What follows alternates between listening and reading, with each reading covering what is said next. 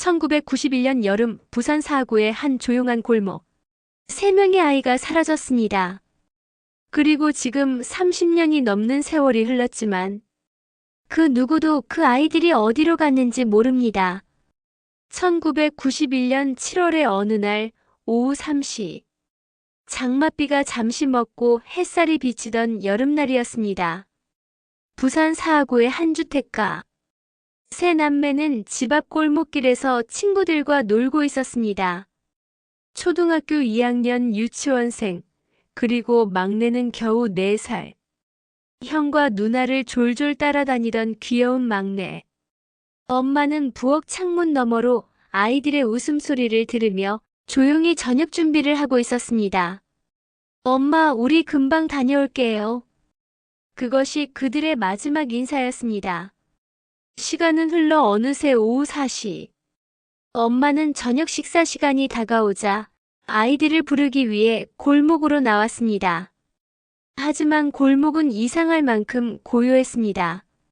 조금 전까지만 해도 들리던 웃음소리가 사라졌습니다. 배경음악 긴장감 서서히 상승. 엄마는 주변을 둘러보며 이름을 불렀습니다. 야야. 하지만 대답은 없었습니다. 집 앞 신발장에는 아이들의 슬리퍼 한 짝이 남아 있었고 골목 끝에는 떨어진 아이스크림 포장지만 바람에 나부꼈습니다. 처음엔 엄마도 단순한 장난이라 생각했습니다. 숨바꼭질 하나 보다. 하지만 1시간이 지나고 2시간이 지나도 아이들은 돌아오지 않았습니다. 동네 주민들이 함께 모여 하천 주변, 시장 골목 근처 공터를 샅샅이 수색했습니다. 하지만 흔적은 없었습니다. 밤이 되자 부모는 경찰에 신고했습니다. 그러나 당시 경찰은 이렇게 말했습니다. 요즘 애들 다 가출합니다. 내일 아침쯤 돌아올 겁니다. 그 말은 그날 밤 아이들을 찾을 수 있는 마지막 골든타임을 잃게 만든 결정적인 실수였습니다. 이튿날 경찰은 뒤늦게 본격적인 수사에 나섰습니다. 버스터미널, 기차역, 학교 주변을 수색했지만 단서는 없었습니다. 단 한 명, 한 남성이 흰색 트럭을 봤다고 증언했습니다. 그 트럭 근처에 아이 셋이 서 있었다는 겁니다. 그러나 번호판도 운전자의 얼굴도 기억나지 않았습니다. 그날 이후 흰색 트럭은 부산 전역의 불안의 상징이 되었습니다. 하지만 트럭의 행방은 끝내 밝혀지지 않았습니다. 며칠이 지나자 아이들의 얼굴이 인쇄된 전단지가 거리에 붙기 시작했습니다. 우리 아이들을 찾아주세요. 부모는 새벽마다 전단을 들고 부산의 골목과 버스터미널을 돌았습니다. 전국 각지에서 제보가 들어왔습니다. 서울, 대구, 진주, 심지어 제주도에서도 봤다는 사람이 있었습니다.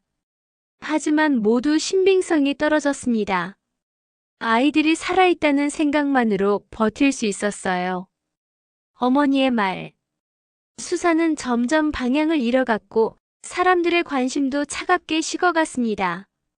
10년이 지나고 20년이 지났습니다. 아이들의 방엔 여전히 그날의 장난감이 놓여 있었고 낡은 사진 액자 속의 웃음은 그대로였습니다. 부모는 늙어갔고 아버지는 건강이 악화되어 세상을 떠났습니다. 남겨진 어머니는 여전히 아이들의 옷을 개며 그날의 기억을 붙잡고 있었습니다. 이제는 제발 어디에 있는지만이라도 알고 싶어요. 2019년 어머니 인터뷰. 2020년대에 들어서 장기 미제 사건 전담팀이 재조사를 시작했습니다. DNA 감식 기술이 발전하면서 당시 수거된 물품들이 다시 분석되었습니다. 하지만 새로운 단서는 나오지 않았습니다. 그럼에도 수사팀은 포기하지 않았습니다. 언젠가 누군가의 기억 속에서 그날의 단서가 나올지도 모르니까요. 그로부터 30여 년이 흐른 지금 부산 사하구의 그 골목은 많이 변했습니다. 놀이터는 재건축되었고 그날의 흔적은 거의 사라졌습니다. 하지만 여름이 오면 그 길을 지나는 이들은 왠지 모를 서늘한 기운을 느낀다고 말합니다. 그날 새 아이가 사라졌던 바로 그 시간대에 말이죠. 부산 실종 3남매 사건은 대한민국 장기 미제 사건 중에서도 가장 슬픈 이야기 중 하나입니다. 어린아이 셋이 동시에 사라지고 단 하나의 흔적도 남지 않았다는 것은 지금도 많은 사람들에게 믿기 힘든 현실로 남아 있습니다. 시간은 흘렀지만 그 여름날의 해는 아직 저물지 않았습니다. 엄마, 우리 금방 다녀올게요.